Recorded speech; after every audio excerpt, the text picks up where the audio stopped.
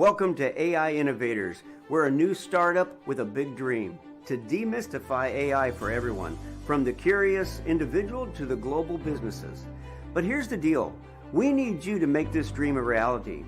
So we're opening up our doors to interns, and no, that does not mean you have to be young to join us. So what do we value? We value your passion for AI and the unique skills that you can bring to the table. Are you a whiz at video editing with AI? Maybe you're the social media guru that we've been searching for. Or perhaps you've got a knack for creating compelling blogs and articles using AI and your brain. And if you're always on the hunt for the latest AI, then you're probably that researcher we need. But there's more. If you've got the skill to craft engaging training videos, we want to hear from you. We're also on the lookout for podcasters to create captivating shows. Do you know someone who'd be a fantastic guest for the show? Let us know. Or maybe you've got the AI expertise and some humor to help co-host with us. We're all ears right now, so bring us your suggestions and leave them down below in the comments. Join us at this pivotal starting point, because together we'll not only shape the future of AI for hundreds of thousands of people, but we'll also build a community where every voice matters, because we want to hear your opinion on AI. So what do you say? Ready to innovate, collaborate, and leave a mark?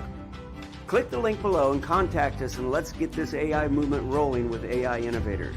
There's great power in community, so if you know someone who'd like to be a part of what we're doing, well, share the love, share the link. All right, now enjoy the AI Innovator Show. Welcome to AI Innovators. I've got Patrick Smith with me today. Patrick and I go back probably, I think we were just talking like 20 years, and we worked in real estate together and had some pretty good deals going back in the day. It was a good season, but Patrick's always been into technology, and I've probably lost contact with Patrick for the last few years and got a notice that he was on teaching about AI for business. And I tuned in, learned a lot. And so I invited him on the show here. And so Patrick, please go ahead and share with us a little bit about who you are and how you got to where you're at today. Sure. I'd rather make it short, but I started my main businesses in about 1988 when I quit working for other people. And then in the early 90s, I started really getting into the internet, online, how to use online tools, and took HTML classes, got into building videos, doing what I call relationship marketing. I was on the cutting edge of buying technology, buying tools. At one point, I bought a Pentium computer for $5,000 and hadn't even been on the market yet. And the guy told me, "You'll never run out of space because it's got 256 megabyte hard drive." Today, we couldn't even fire up a program with interface. So I've been around doing this a long time. I've been in sales for 30 years, run teams, had offices in multiple states, all that good kind of fun stuff.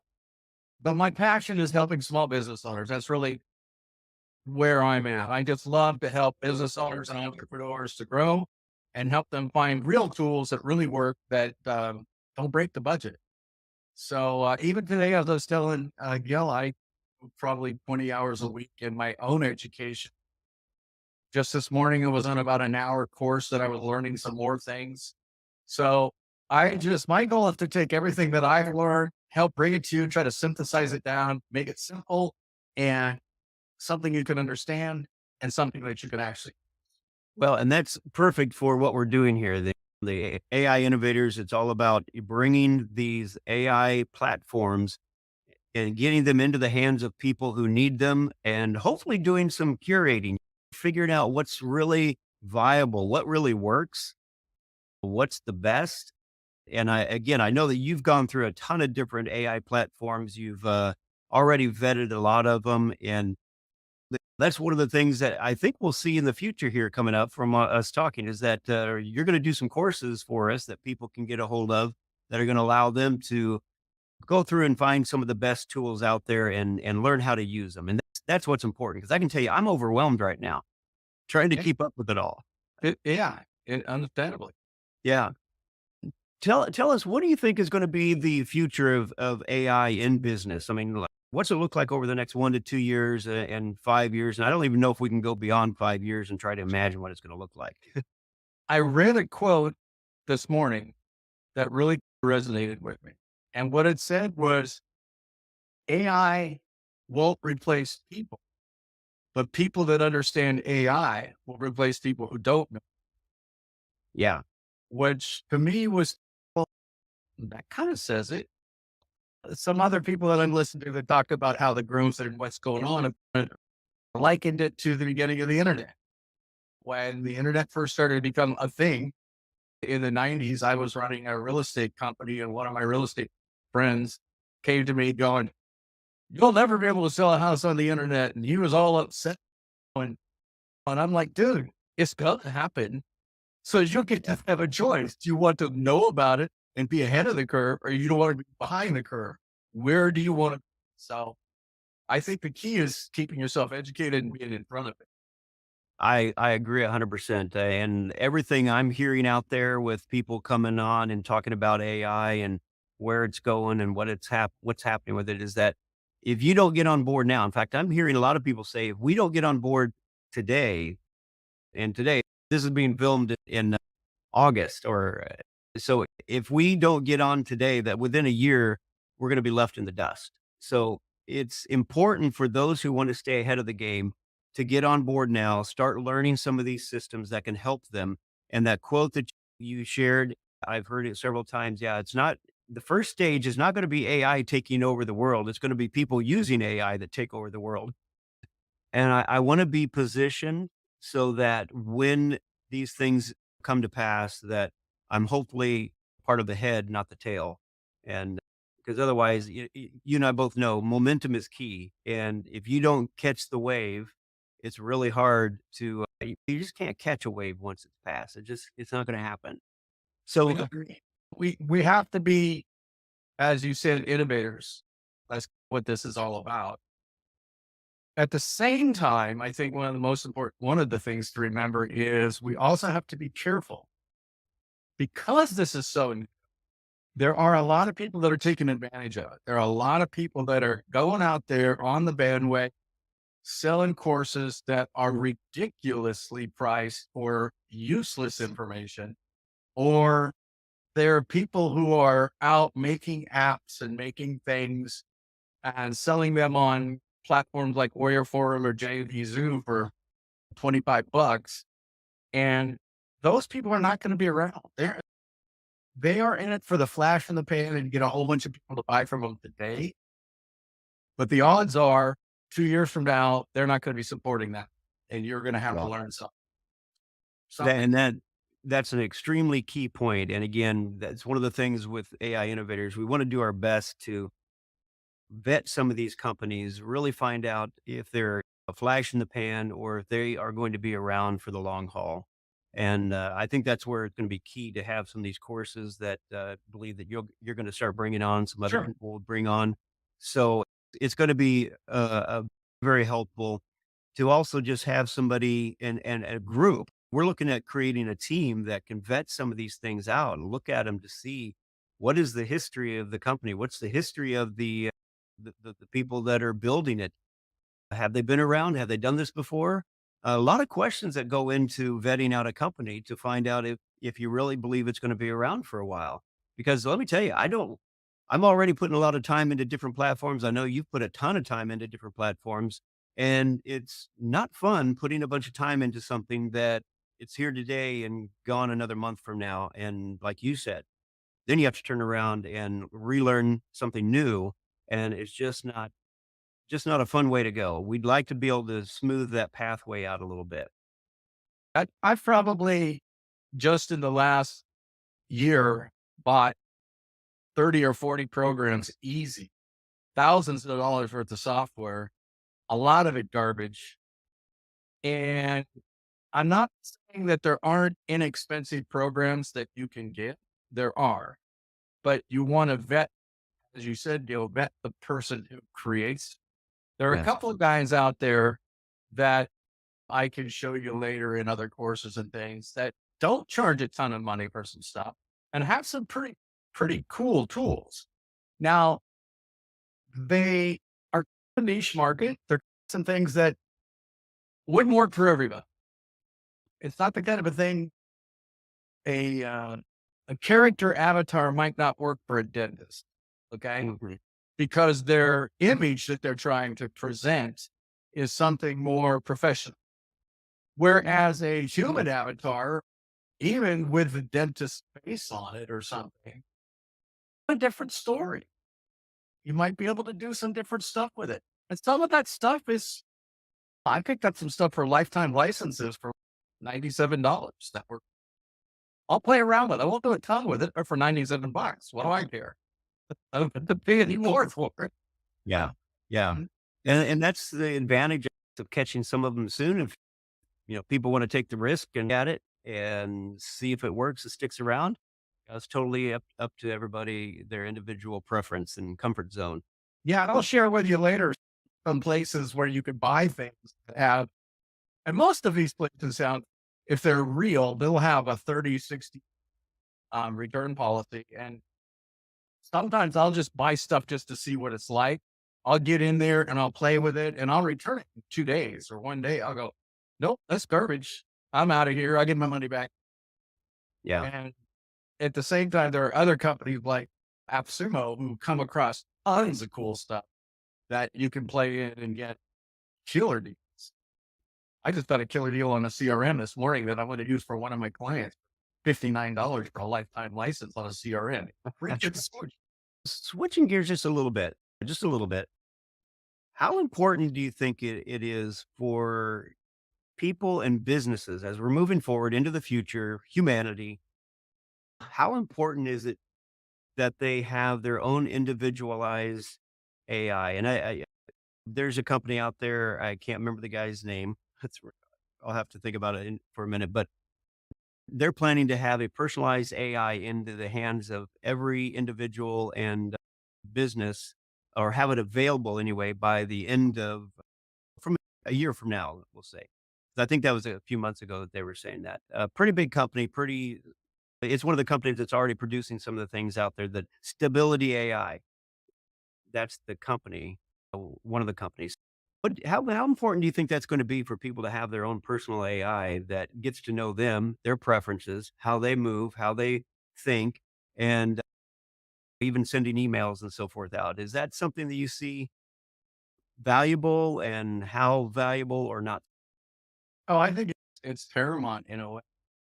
I don't know exactly what their definition of personalization is, but companies like Copy AI has a fantastic, what they call a brand voice. And you can go into Copy AI, and I've done this, and it's amazing. I actually went in there and I uploaded, I've written some books and done some things. So I uploaded some PDFs of some of my books. I uploaded links to some of my website, uploaded information about me. Okay. It took all of that and combined it in 30 seconds and created this voice for me. And I don't remember the exact description of it, but it was something like fun and energetic and enthusiastic and blah, blah, blah. I don't know. It's beautiful. But what happened is then I can go in and go to, say, create a blog post or an email campaign, like you were saying, or anything, social media posts, books, anything that I want in Copy AI. And instead of it coming out with the robotic answer that you would normally see in some of the AIs, it takes the answer and converts it into my voice, how I would talk, the tones that I would use, the exclamations that I would use. It would say things like, hey, we're going to have fun today, blah, blah, blah, blah, blah. But you don't get an AI to talk that way. Yeah. And so today, right now, you can go and create a personalized voice for you. And I've done it for my clients. I go out and for my clients, I create a personalized voice for my clients. And then when I'm writing their blogs in AI, I can convert that blog to their voice, not my voice. Now, not 100% perfect, like nothing AI. I always want to look back through it and double check it and make changes and stuff. Way, way better than it was at first. I think it's incredible because you're talking about copy, you're talking about writing. And yet there's also the programs out there that'll take your voice, which I just played with one the other day, and in an instant was able to create a voice that sounded, I'd say 90% like me. But that was the cheap version. If you want to go for the pro, you can actually pay them more. And when you get it back, and I trust that this is very true, talking to some other people, that when you get that back, you really can't even tell the difference between your voice and the AI voice. It was Now, there's a lot of tools like that will do yeah, your voice and create a really good copy of it. That's going on again today. My brain's clicking. Descript is pretty good at voice recognition. And Descript, what it'll do is you can build in a voice. You can talk, you can train it to know your voice. And then let's say you're making a video and you got to cut something out or add something. You can actually have it speak your voice and change the word in the video so it sounds just like you. So if you forgot, you said banana instead of tomato. I don't know, I'm just picking something in the middle of the air. yeah, It will subtract banana and add tomato, and you can't even tell the difference. So that exists today. That yeah, takes a little bit of work. It takes some training. You got to spend a little time getting the AI to know your voice. And other software that I have, I put in voices. I use a lot of different kind of voices, and both AI voices and human generated voices. And they allow you to go in and change the pitch and tone and speed. yeah, So you could take a voice that doesn't sound exactly right. You're not quite sure why it sounds a little robotic. Change the speed a little bit, change the pitch a little bit. All of a sudden, you can barely tell, if at all, that it's a robotic. yeah. That exists today. Yeah, exactly. So, since we're talking about this, how would someone even think about using that in business? I can tell you that I was putting some stuff together because I got a team that works with me elsewhere in the world that does video for me. I was just thinking, wow, I could say, hey, we need some promos for this video. We need some promos for that product, and they could write up the promos. They could use Chat GPT to create a wonderful promo in copy, put that into the voice program to create a voice. And then there's video programs as well that can make it look like you're saying those words. I've seen a couple of them already, and I couldn't tell it was an AI generated figure. It looked like a real human being speaking. So yeah, it's all there already. Yeah. But how would you use that in business? I think you touched on it a little bit when you were talking about getting videos made for yourself, whether they're YouTube shorts, long explainer videos, training videos, courses, any of that kind of stuff. If you are, and again, this comes back to your niche. What is it that you do? Are you a coach? Are you a doctor? If you're doing a 20-second or 30-second commercial, again, you can use these tools to pull in images and automatically add in your voice, a avatar image or your image and the subtitles and create all of that in a matter of minutes. Where I used to do that, it would take me a day easy, sometimes two. So the key is it'll shortcut your time.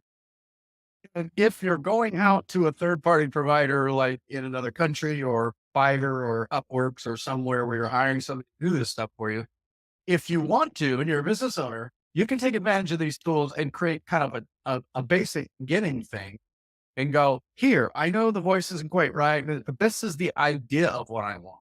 Yeah. And you do that in 5 minutes. And now you're not trying to explain by text, this is what I want. I want a video of somebody running in the background and these trees and that, because it's hard to do a storyboard. So Yeah. they'll Well, actually create the storyboard for you. and I just happened to do that just before coming on here, maybe a couple hours ago, and I was actually putting some stuff together to put a text. All I wanted was a script. I wanted a script, and I didn't specify that. And so Chat GPT went and did a whole storyboard for me, and I'm looking at it over, and I'm like, this is really good. And I'm probably going to use part of it because I hadn't planned to, but since it did it for me by accident, I'm probably going to go ahead and use it.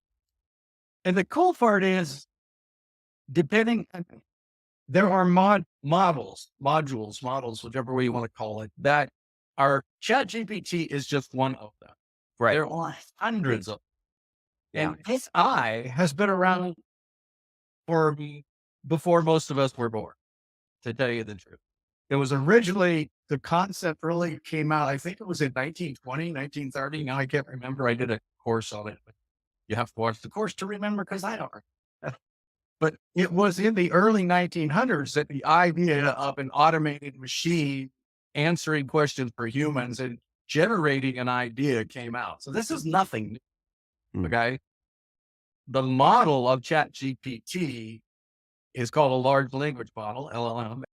And that is the newer nuance of what's going on today and why it's becoming more mainstream and not just an AI that runs the traffic lights or answers your phone for your bank, says you want number 5 or 3. Oh, in ChatGPT, which is the reason it's become mainstream, is because the owners, OpenAI, went out, spent a bunch of money, brought in all of this data into their computer from the internet up till 2021. That was their first version, and that was the version that came out about a year ago, a little less than a year Yeah. ago.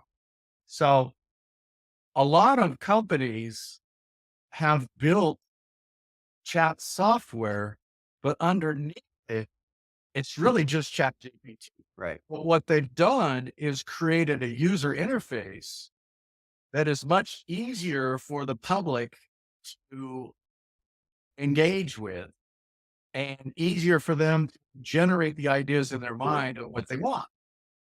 Okay. And really, that's where a lot of it is. So there are lots of different ways to use. One of them being, like you said, the videos for a business owner. If I wanted to run a video, I could go in and he is the prompt. What do I say to it? Okay.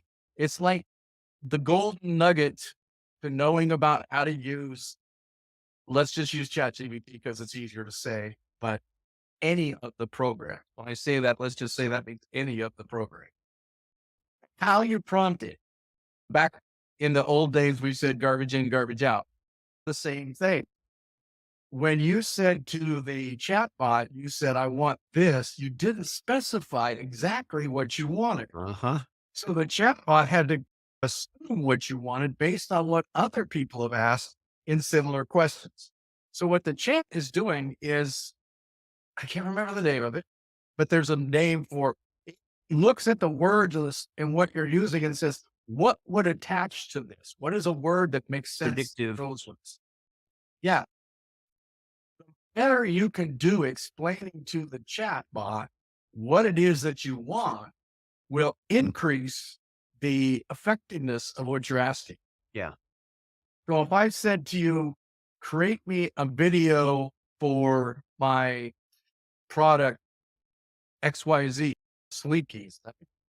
Create me a video for Sleepies. I don't know where I came up with that one, but I mean, people probably don't even know what that is.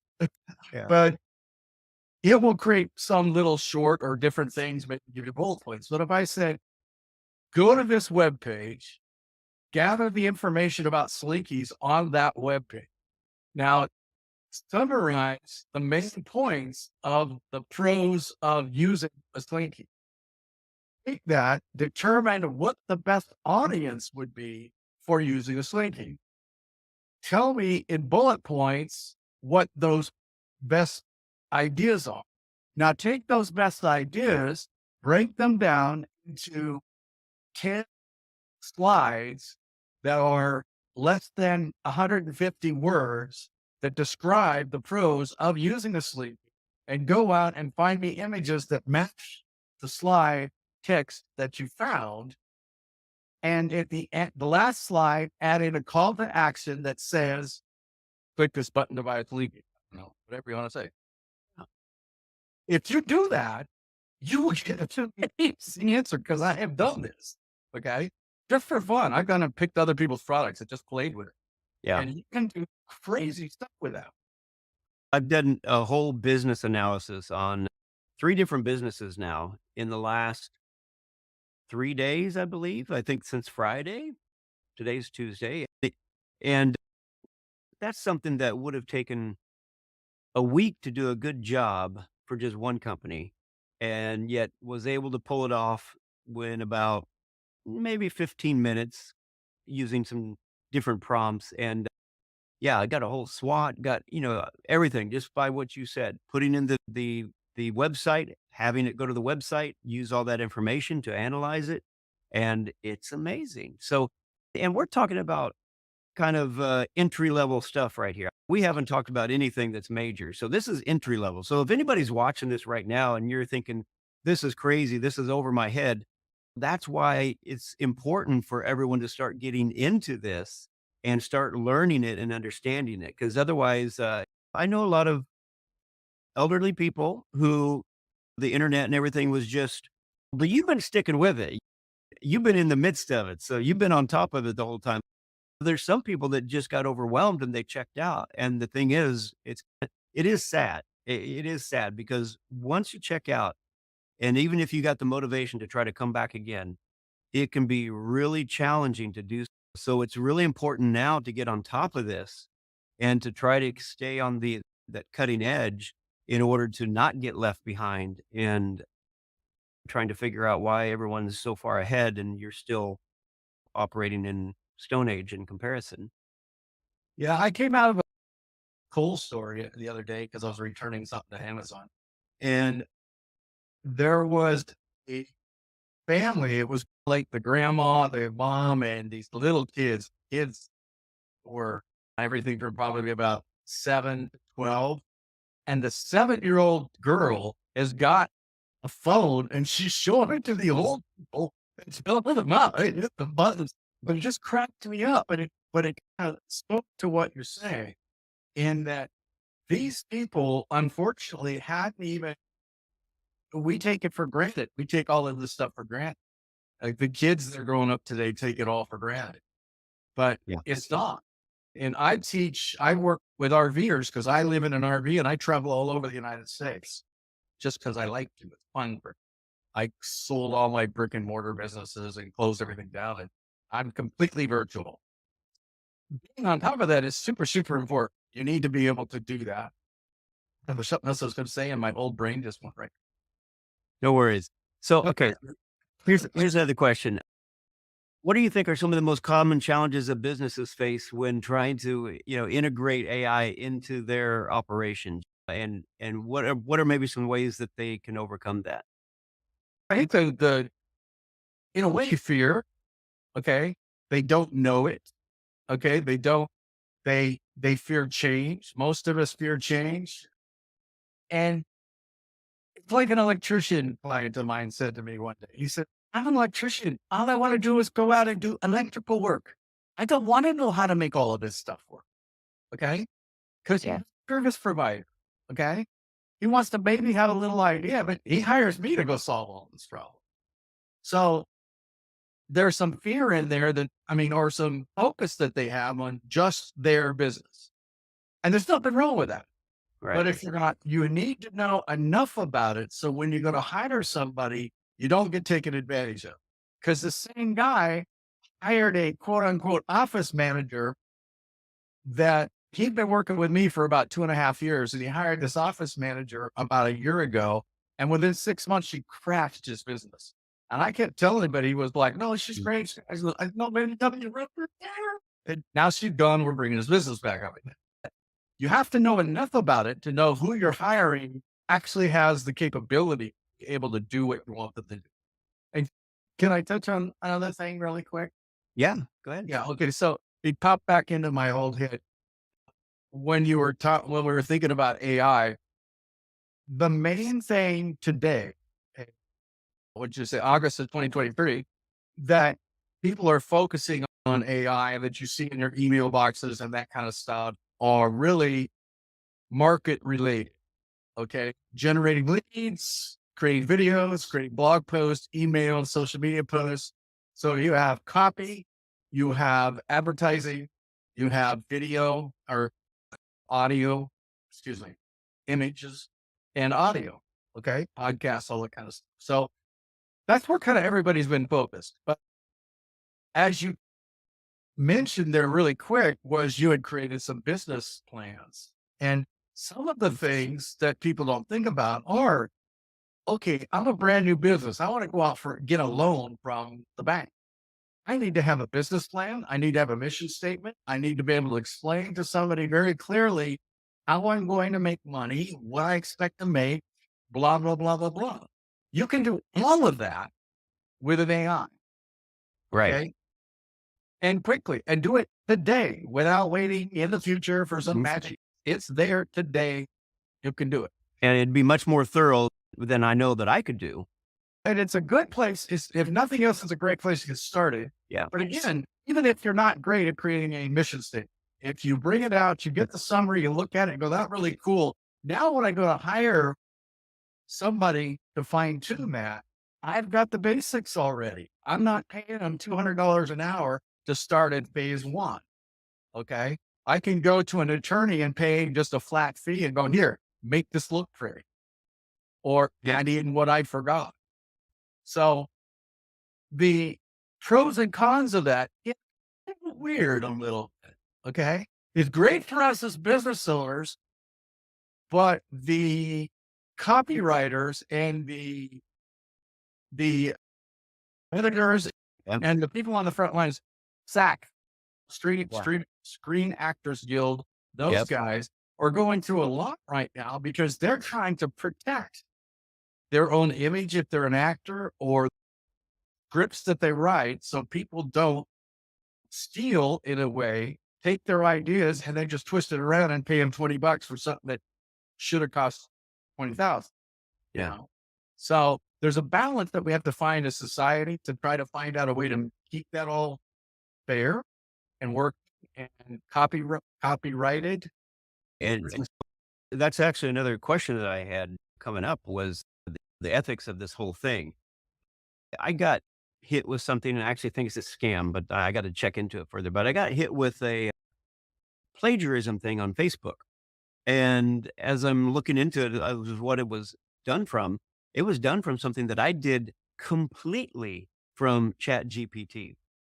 So, I didn't go out and plagiarize anything. Now, what did Chat GPT get its information from?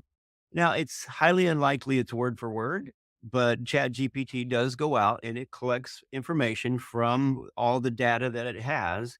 And then it predictably puts things in order. And somehow it came up with something that might be, and like I said, I think it's a scam actually, but I got to look into it further. But it might be that it got something so close that somebody somewhere is somehow claiming it.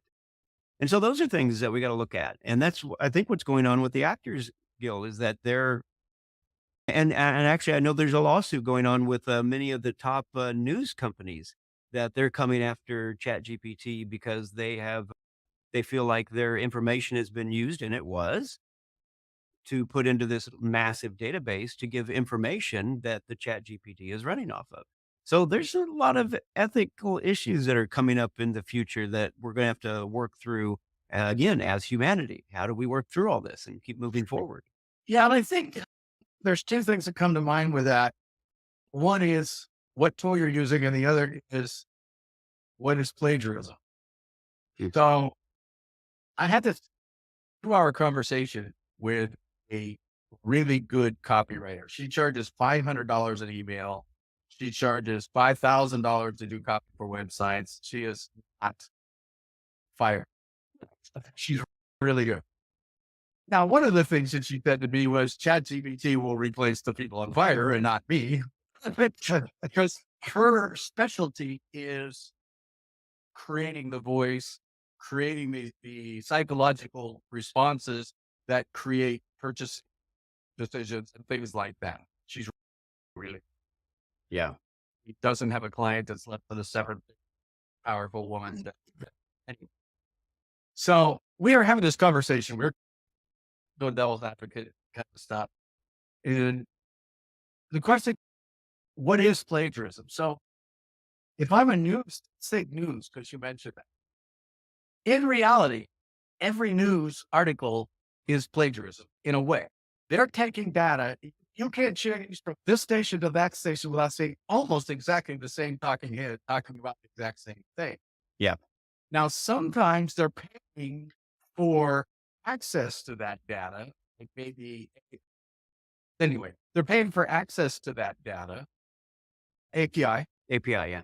and or they have a news crew that's sitting there in front of somebody talking when 20,000 recorders sit in front of the table in front of the guy, and they're all recording the exact same thing. Exactly, yeah. Okay. So in reality, other than a little bit of a spin, again, the flavor of the guy who's writing the article, it's really all the same. So if I take that same information, does that mean I took it from this guy with that guy who had one of the other 200 recorders sitting on the table, all recorded the exact same thing? Did I take your stuff? That's a really interesting question that I don't want to try to be the one that has to figure out or prove it. So there's a couple of tips and tricks that you can do with this. One is pay attention to the model that you're using.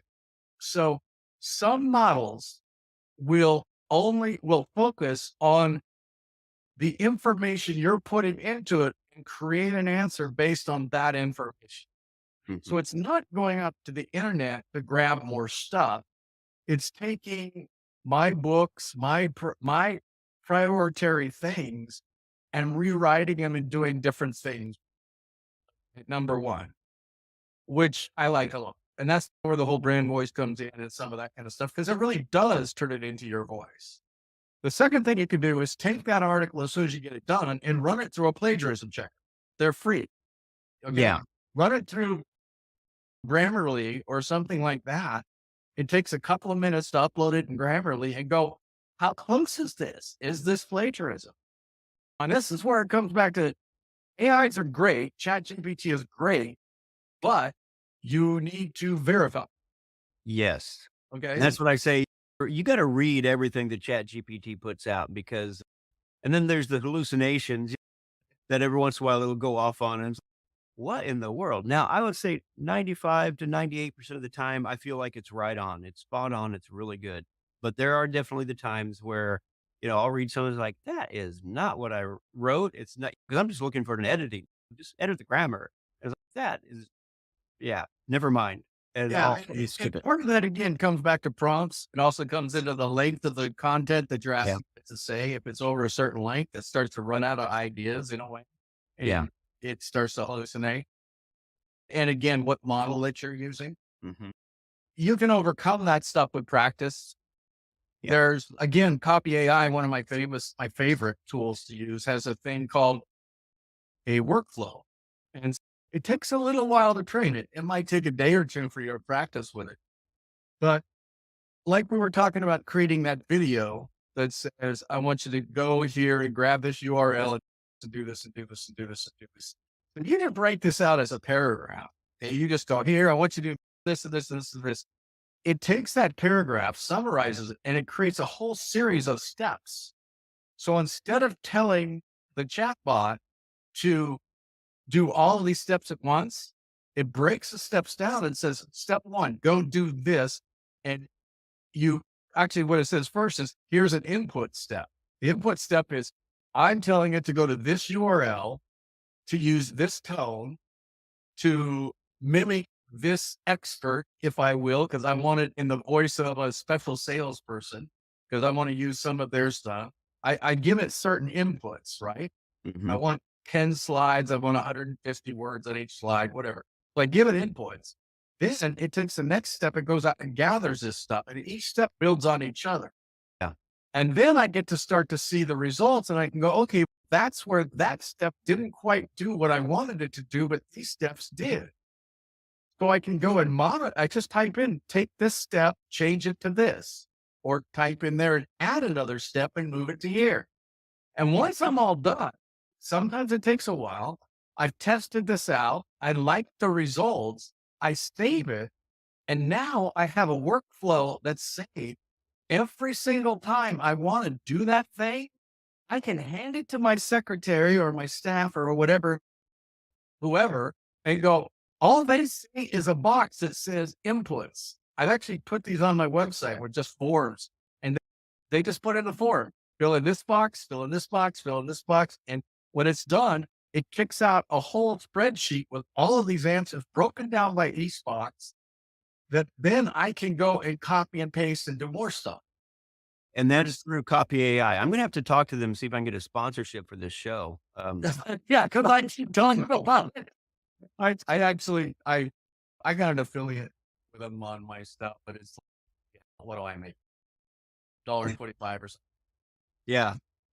I don't do it because I'm making money on it. I do it because I'm using it every single day. I'm in there playing because I have a spreadsheet that I give away of a bunch of different AI tools that I've used and I've broken down, but it's not pretty. It's just a spreadsheet I made in Google Sheets. If anybody wants that, it's open to share and you can play with it, and goof around with it, try different things.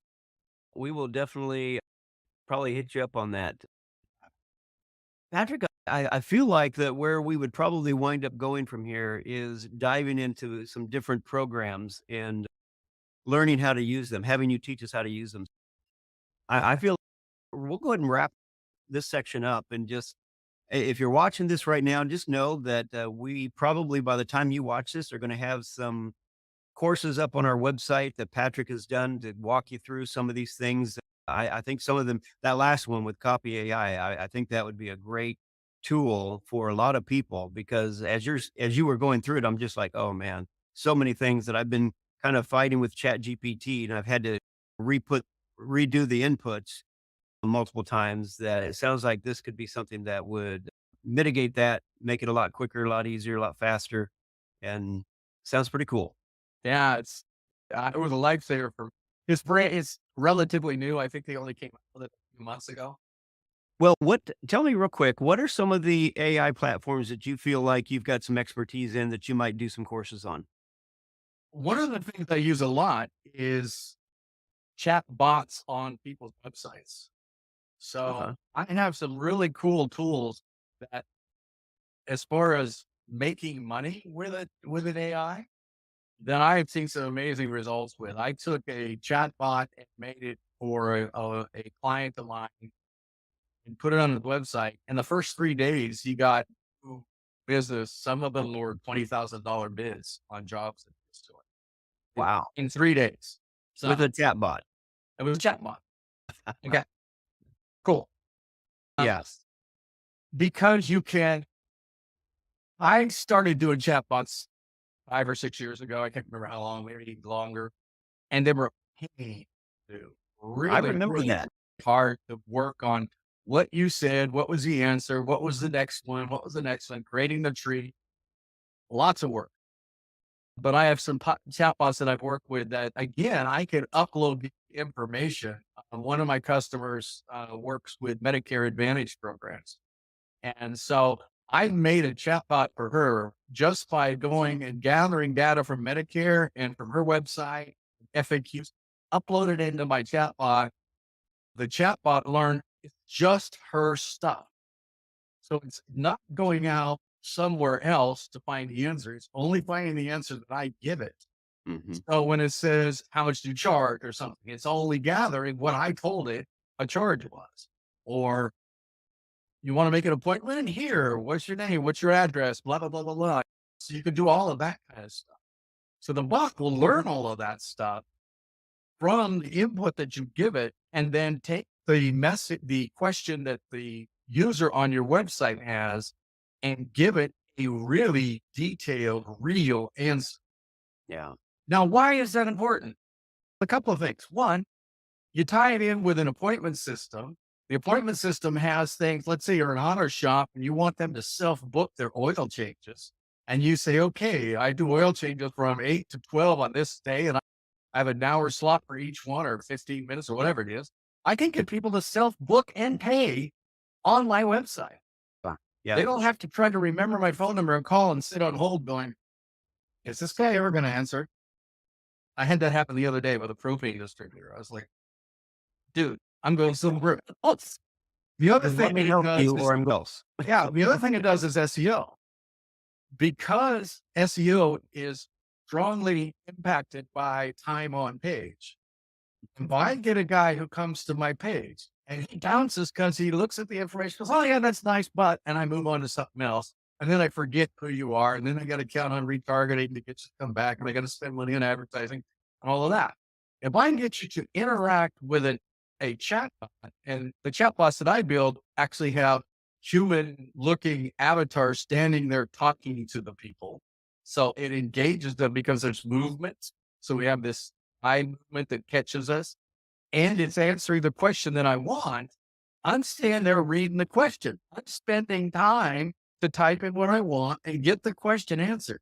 Now, Google or any other search engine is saying, wow, the time on page is really good. So if this company's keywords are about Medicare Advantage, and this person came to the website and didn't bounce and is staying there engaging in this website, the longer they're engaging, the more Google gives you priority when they do a search for Medicare Advantage. So you can get some organic SEO that you're not spending a ton of money on PPC and AdWords on just because you're increasing that information. You're also increasing your keyword status because you're uploading this data into the back end of the website that now can be run by. So you can do some editing with it. So there's a lot of cool stuff you can do with that. I love that. The other thing I do a lot in is video and blogs and emails. That's where I spend a lot of my time. Okay. We'll have to work at getting your services displayed on our website so that people can find you easily and get some of your courses over here. So anybody again watching, make sure you go over to our website at AI and check it out. We'll have some information there for you, have some courses and so forth. And hopefully we will be enlarging this database and the courses and everything over time. We're just getting out of the gate here and wanting to just make an easy, simple place for people to go to find the one-stop shop in the sense of coming here and being able to find some of the best products out there in the AI industry that aren't going to break the bank. They're also going to be something that is a course that you can go through the course, learn what you need to learn to get started with it, because that can take a lot of time. But guarantee you that once you do all this and you get used to using the AI and get into a habit of it, it is going to make your life so much easier. And some of the things that took literally weeks, you can do in just a few minutes. Amazing stuff. So, Patrick, appreciate you so much and look forward to more work in the future together and just probably do some more shows as well. Yeah, a lot of fun. A lot of fun. All right. Thanks. Great to have you here. Blessings. Take care. Bye-bye. Hey, just a quick reminder to everyone. Please don't forget to like, share, and subscribe. Do you have more to add to what we shared today? Drop us your thoughts and suggestions in the comments below. We genuinely value your input. So if you know of other AI innovators that should be on the show, connect us with them. Go to our website and contact us directly. Together, we can make a difference.